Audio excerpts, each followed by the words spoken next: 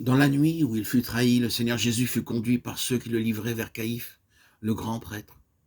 Or, les principaux sacrificateurs et tout le Sanhédrin cherchaient quelques faux témoignages contre lui, de manière à le faire mourir. Et ils n'en trouvèrent point. Bien que plusieurs faux témoins soient venus, un aspect important doit être souligné dans cette situation. Alors qu'il était interrogé et accusé faussement de nombreuses choses, Jésus ne répondit pas un mot. Mais lorsque le grand prêtre lui demanda, dit, si toi tu es le Christ, le Fils de Dieu, il répondit, tu l'as dit. La conséquence fut que le souverain sacrificateur se saisit de sa confession pour le condamner.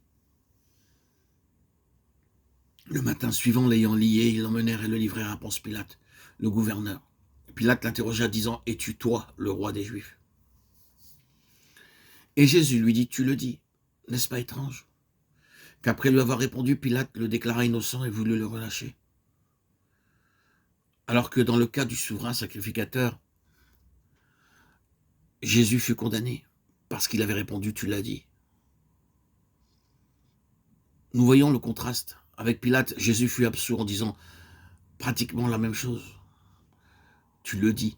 Ces deux rencontres servent de contraste. Devant Caïphe, le souverain sacrificateur, le Seigneur Jésus ne fut pas jugé en raison de sa royauté, mais de sa filialité.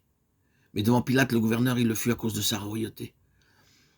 À première vue, ces deux questions semblent être distinctes, mais aux yeux de Dieu, elles n'en forment qu'une. Devant Dieu, les Juifs n'ont d'autre roi que le Fils de Dieu lui-même. Dans ces deux situations, donc, le Seigneur Jésus ne répondit à rien d'autre, sauf à ces deux questions, ce qu'il était et ce qu'il avait fait. Remarquons deuxièmement le témoignage du Seigneur dans ce cas. Jésus confessa devant Caïphe, le souverain sacrificateur, qu'il était le Fils de Dieu, et devant Pilate, le gouverneur, qu'il était roi.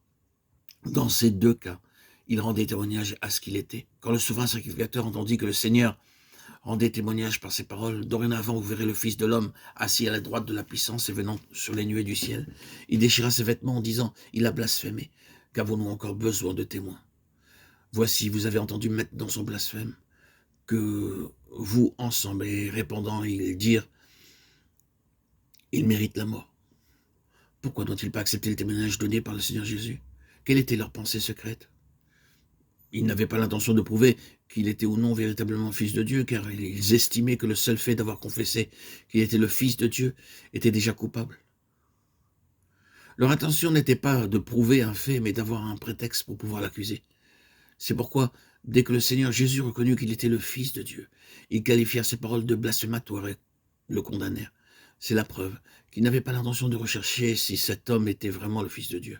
Leur seul souci était de pouvoir le condamner et le tuer en se basant sur une quelconque de ses paroles.